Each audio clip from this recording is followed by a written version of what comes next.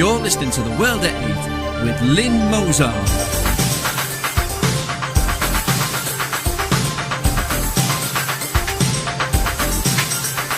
The World at 8, the number one in nationalist news.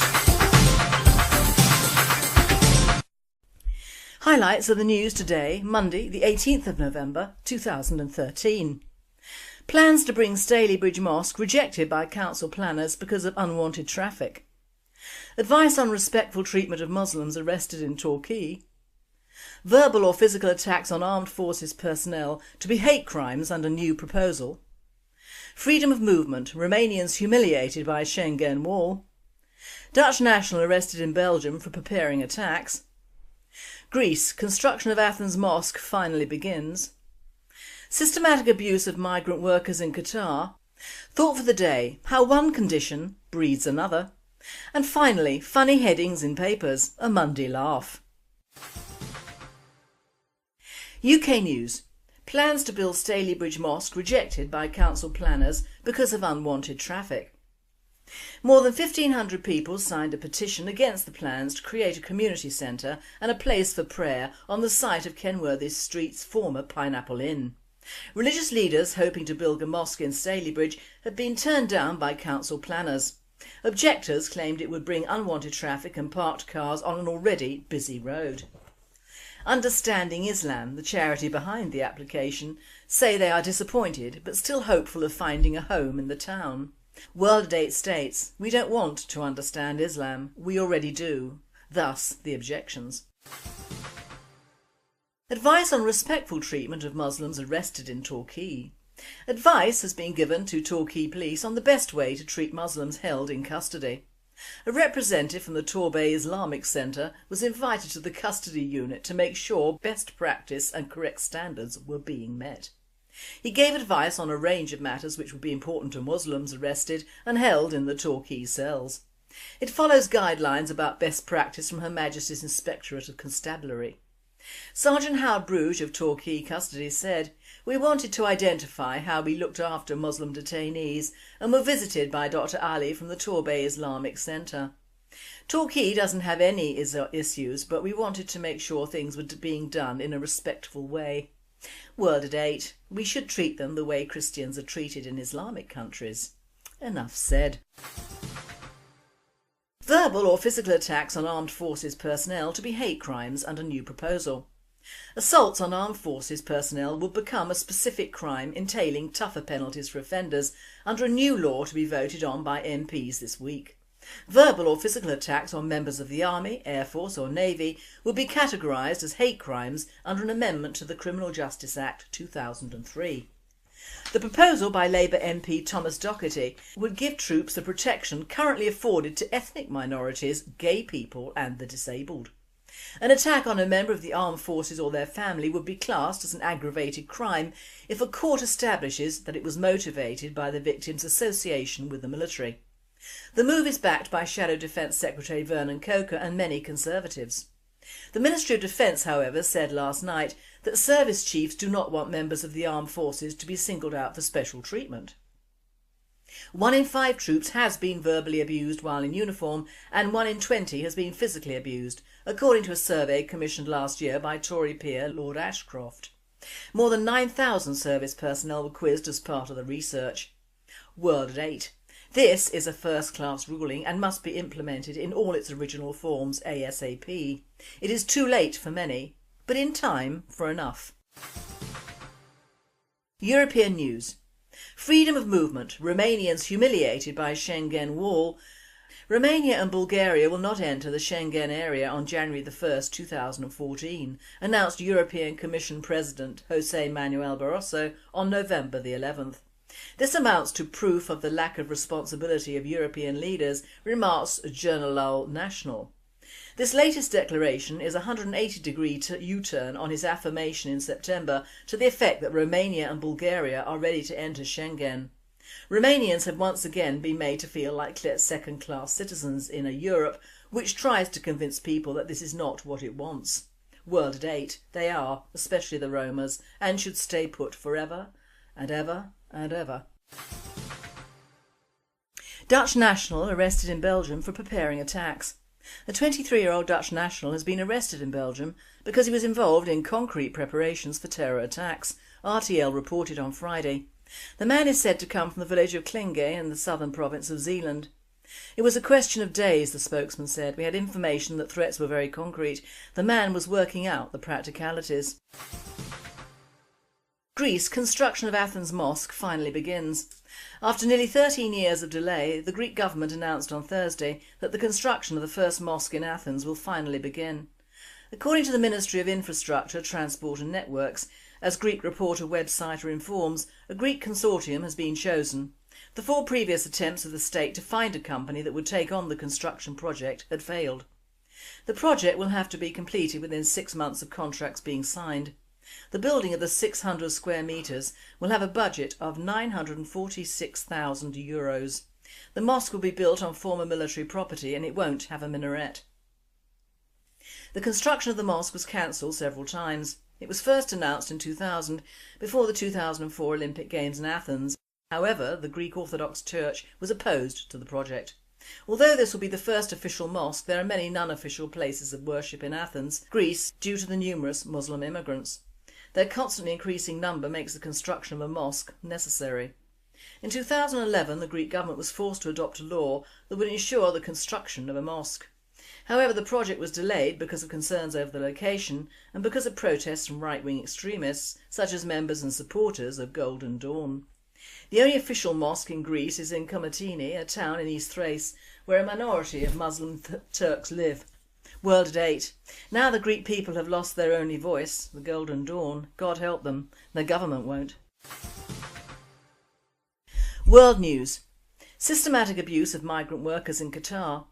Qatar's feverish preparations for hosting the FIFA World Cup in 2022 has triggered systematic abuse of migrant workers, mostly from South and Southeast Asia, who are arriving in the wealthy Emirates in droves. The rights group Amnesty International has penciled the spotlight on what it called was the routine abuse of migrant workers, in some cases amounting to forced labour.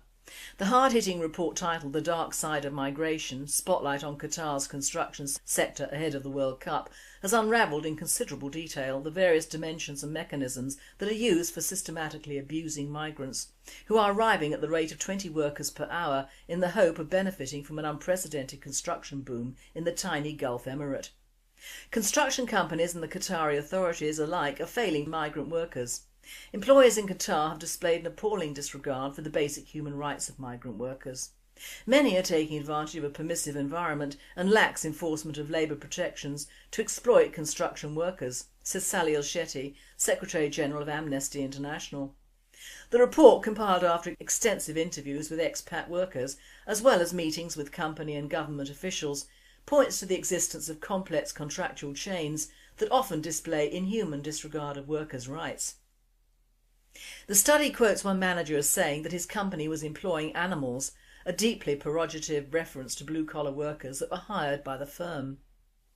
World at 8. If we Brits had referred to our foreign workers as animals, the entire country would be up in arms. But Islam sticks together as usual. They see nothing wrong with working non-Muslims like animals. It is all encouraged by their prophet. Thought for the day. How one condition breeds another. I was thinking as I watched over the weekend some episodes of World War II, the apocalypse. 2 things. Firstly, how a man so reviled, hated and yet imitated dominates daytime TV and is in fact always on it. His name, Adolf Hitler. And secondly, how all the liberal Marxist lubbies driving their Volkswagens wouldn't have those cars to drive unless it was for whom? Our Adolf yet again. Volkswagen, or the people's car, was an invention of the Third Reich. Thus Wikipedia, although downplaying the role of a notorious dictator, reads, Volkswagen was originally founded in 1937 by the Nazi trade union, the German Labour Front, Deutsche Arbeitsfront. In the early 1930s, German auto industry was still largely composed of luxury models, and the average German rarely could afford anything more than a motorcycle. As a result, only 1 German out of 50 owned a car. In 1933, with many of the above projects still in development or early stages of production, Adolf Hitler got involved, demanding the production of a basic vehicle capable of transporting 2 adults and 3 children at 62 miles per hour. He wanted his German citizens to have the same access to a car as the Americans. The People's Car would be available to citizens of the Third Reich through a savings plan at 990 Reichsmarks, about the price of a small motorcycle, the average income being around 32 Reichsmarks a week. So drive easy in your fascist car, my friends, and enjoy. Whilst in a mood for thought, which is rare for me over my weekends, I compare the newish World War II apocalypse with the much older and first series called World at War. Same pictures but not the same commentator or ethos. And to wit, I have never heard so many whines about racists or racism in any of the World at War programmes as I've heard in the newer version. In fact, that word didn't enter the commentator's mouth all during World at War, and of course the reason? World at War was an invention of the early 70s, and the word racist was little known and even less used.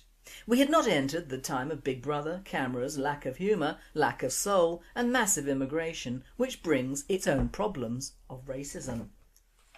The early 60s had seen the rise of Middle England, the war shortages had gone, fashion and fun were the order of the day, and we were yet to reap the whirlwind of seeing our towns and cities reduced to inner city slums and a harsh indoctrination in place which would forbid any forms of humour, self-worth, or of course that dreaded and now much used Trotskyite invention, the word racism.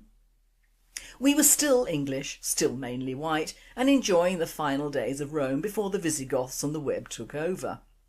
The commentator for the World at War was Laurence Olivier, and what a voice that man had, compared to the whinging liberal spoutings at issue from the new series, which of course centres on the Holocaust in all its terrible details, never to be forgotten but oft repeated, to different ethnicities and in different countries. This series put everything that occurred during World War II as being owed to racism, from the war in the Pacific and the US and Japanese troops to the racist ethos of the Third Reich in Europe. One point is not made clear, that the R word, although invented in 1933, was rarely used outside Marxist circles and not very well used in those. Europe had little use for that word in those days, why should it? It was only applied to the Jewish populations in the latter half of the war in Europe, and to be fair, Europeans have always had a word for the gypsy populations in Europe, and most of them were probably unprintable. One of the episodes of World War II, the Apocalypse, concerned the African-manned Italian units taken prisoner in Europe by the Germans, and the term German racist ideology was applied to disgusting footage of several of these people tearing a live goat to pieces and eating them, which apparently isn't abhorrent to Marxists, but it is to fascists, because of the right racist ideology that fuelled the soldiers of the Third Reich.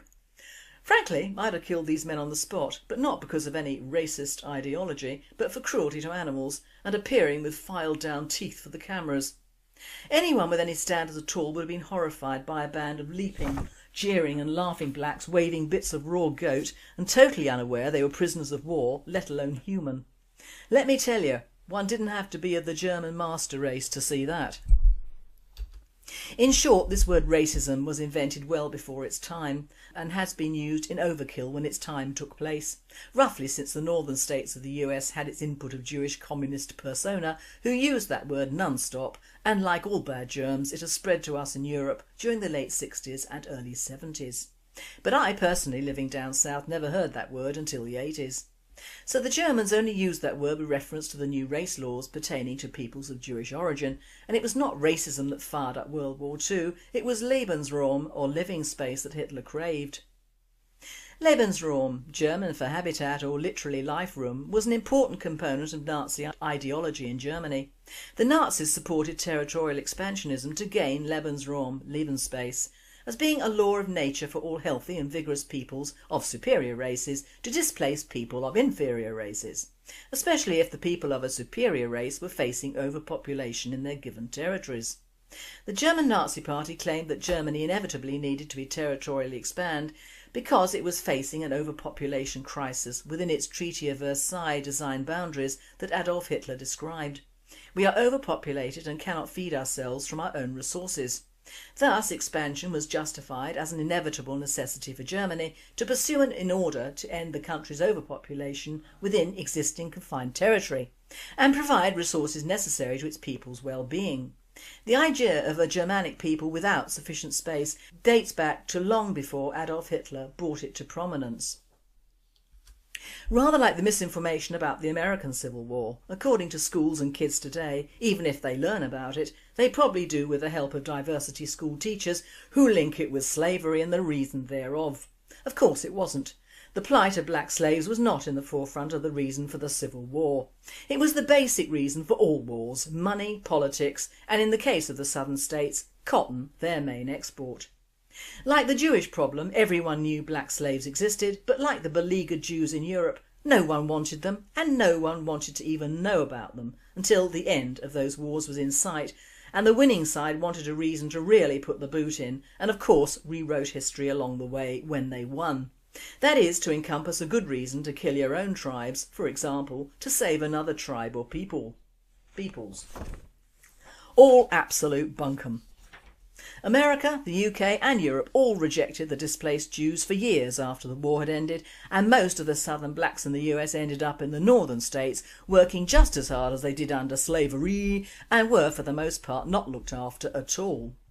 But racism hasn't been a stumbling block for practically anything until the last 3 decades, and now it dominates everything. And why? Because it is now racist to question anything that might encompass another colour, ethnicity or religion in the UK and indeed in Europe. Look at the fuss and bother about the Dutch Christmas festival, Sinterklaas and his little black helpers. Zwarte Piet, Black Pete, is the companion of St Nicholas, Sinterloos, from which the American term Santa Claus is derived, in the folklore of the Low Countries. Like Santa Claus, Zwarte Piet is a hybrid stock character of pagan origin. In its modern form, the character is commonly depicted as a blackamoor with black face makeup and dressed in stylised colourful Moorish attire, akin to mores in European heraldry, and similar to Moorish characters in the Moors and Christians' Iberian folk festivals commemorating the Reconquista. In the early legends, Sinterklaas was either accompanied by a demonic servant that is cuffed in chains or by a Moorish partner responsible for the organisation of the gifts. Until the second half of the 20th century, St Nicholas' helper was not too bright, in line with old colonial traditions. Once immigration started from the former colonised countries, Zwarte Piet became a much more respected assistant of St Nicholas, attentive but playful. Most of the Zwarte Piet also gained significant skill in acrobatics. And yet we now have the black populations of Holland setting up marches and protests because, yes, you guessed it, they liken the figures of these pre-demons to black slaves and that old bugbear, slavery. When in fact they've become darker over the years as these helpers came down the chimneys and get soot all over them. It's nothing to do with slavery. Well, it has evolved rather like the black and white minstrels. But I would have thought that any representation in a country not famed for its large amount of Africans or similarly ethnic peoples would be welcome, but it isn't. What they don't realise that these little helpers evolved from demons, and some of the references to Black Peter is from the Moorish influence in Europe. Moors or Spanish persons of Moorish or Arab descent and colouring are the basis of the Black Dutch and Black Irish namings in those countries. Anyone with dark colouring, not necessarily coal black, were thought to have this blood running through them. My husband having Black Dutch in his family. It isn't an insult at all. I would have thought these black people, whose ancestors probably never even saw the inside of a slave ship, would be happy to be represented as happy figures who give gifts to children, rather than a bloodthirsty lot of bongos waving machetes, which might be nearer the truth. So what would the Germans and indeed Europe have done in the 1930s if the levels of immigration into those countries had reached the stage they have now? Or indeed there had been an official push for massive immigration from the Third World into, say, the Sudetenland, France or Great Britain as it was then in the 1920s. Would racism have reared its head then in all its biased glory under another title? Because there was little or no formal immigration under the Weimar Republic and communism was not popular in free Europe. The main adversaries the German had were the Jewish communists, so does the term racist apply to the people who invented it? Or does genocide and outbreeding encompass it as well? When do actions overtake this much used word which allows all that and more to occur within the country selected? You tell me. And finally, funny headings and a Monday laugh. I was sent some very odd headings in various newspapers from the UK and abroad, and I'm sharing these with you. Diana was still alive hours before she died. Lady Jack's off to hot start in conference. Bugs flying around with wings are flying bugs. Republicans turned off by the size of Obama's package. Girls' schools still offering something special, head. Statistics show that teen pregnancy drops off significantly after the age of 25. Federal agents raid gun shop and find weapons. Marijuana issue sent to a joint committee. Homicide victims rarely talk to police. 17 remain dead in morgue shooting spree. Workers suffered leg pain after crane drops 800 ball on his head. City unsure why the sewer smells. Study shows frequent sex enhances pregnancy chances. Meeting in open meetings is closed. Man accused of killing lawyer receives a new attorney. Hospitals resort to hiring doctors. New sick policy requires 2-day notice. Man with 8 DUIs blames drinking problem. Parents keep kids home to protest school closure. Starvation can lead to health hazards. The brass celebrates a pair of historic milestones this year. Total lunar eclipse will be broadcast live on Northwood's public radio. Rangers get whiff of colon. And miracle cure kills 5th patient. And if you thought the papers were reliable sources of information, I think again. You've been listening to The World at 8. I am Lynn Mozart and I wish you all a very good night. Preparing attacks. Greece, construction of Athens Mosque finally begins. Systematic abuse of migrant workers in Qatar. Thought for the day, how one condition breeds another. And finally, funny headings in papers, a Monday laugh. UK News. Plans to build Stalybridge Mosque rejected by council planners because of unwanted traffic.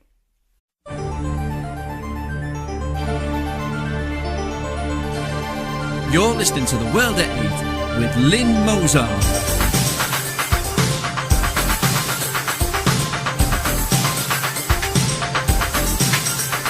The World at 8, the number one in nationalist news. Highlights of the news today, Monday. More than 1,500 people signed a petition against the plans to create a community centre and a place for prayer on the site of Kenworthy Street's former Pineapple Inn. Religious leaders hoping to build a mosque in Stalybridge had been turned down by council planners. Objectors claimed it would bring unwanted traffic and parked cars on an already busy road. Understanding Islam, the charity behind the application, say they are disappointed. The 18th of November 2013.